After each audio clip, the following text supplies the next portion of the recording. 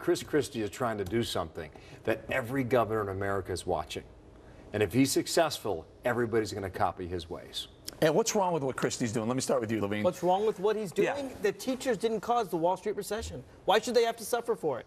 I mean, Wall Street gambles with trillions of dollars, and now teachers lose their jobs? So let me get this straight. What you're suggesting is teachers and, frankly, all other public workers should get a salary increase based on, I don't know. They shouldn't get a It's decrease. 2010. Let's raise your salary, regardless of what the economy's doing. Look, Eric, we have seen 30 years where middle-class people have their salaries stagnant, and people at the top are making 20, 25, 30 times what they did before. How about sharing all of that gold? USA Today, I'm going to quote it again. We've been doing this for the last 3 weeks. USA Today did a study. They found out that if you work for the feds, if you work for the government, you're making all in between salary and benefits double what the private sector works for the exact same job. Where in the world are we where the government worker makes double a private sector worker? Well, first of all, you say that like it's a bad thing. It's a terrible thing. I think it's an awful thing. All Americans should be paid better, and personally, I think teachers aren't paid nearly what they deserve. So, in my opinion, when you say when you start talking about a person, an average person out here working, how much they're making, they're not making $12 million a year as a Wall Street banker. I'm on record on the show to saying unions and union bosses have priced their members out of the workforce, out of the job market, because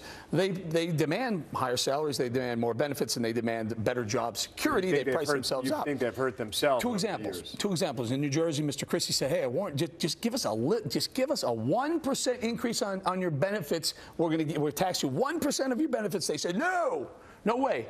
And then what happened? They needed to cut jobs. It wasn't just New Jersey. It was in Wisconsin. Milwaukee, Wisconsin teachers union said, "We're not going to take a pay freeze. We're not." Guess what happened?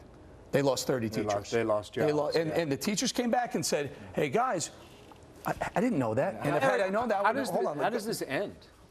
I mean, pushing is going up against shoving, and I'm not quite sure how can you rework the contracts?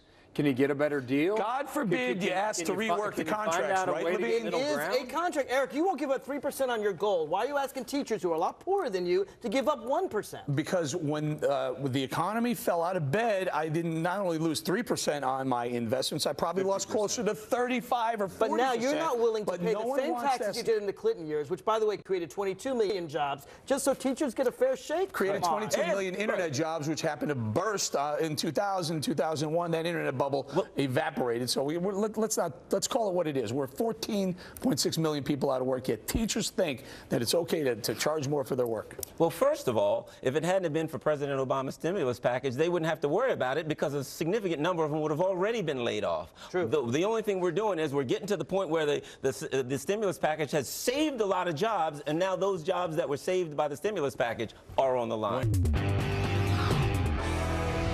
New developments out of Bell, California. Earlier today, the state's Attorney General Jerry Brown said he'll go to court to get back all the money from those crazy salary city officials were raking in. Last night, we had the Lieutenant Governor, Abel Maldonado, on, and he said, I said to him, I said, did we have anything to do with this? Because we've been on this story for a long time. They got $3 million back, by the way, the people of Bell, California. Yeah, 2.9. He said, absolutely. Right?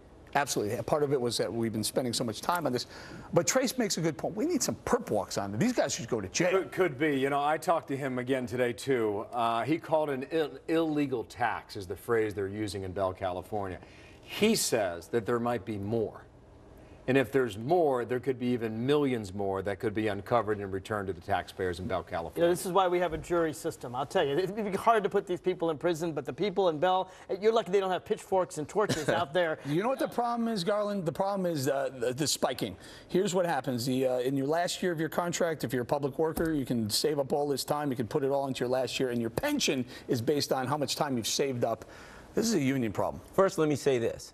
Good work. I'm glad you did that, because as a person who is a former police official for the state of Maryland, there's nothing that makes me more sick than to see someone who's involved in law enforcement doing this. This is, in fact, organized crime, in my opinion.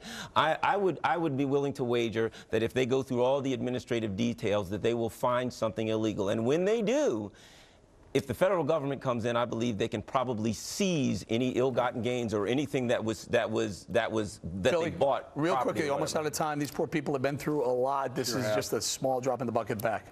Listen, I would give them a lot of credit too. It's true. They're the ones who turned out that town hall meeting. Mr. Bill Hemmer joins us. We'd love having you, sir. Mark Levine, Garland Nixon. Thank you guys very much. Have a great night. See you tomorrow.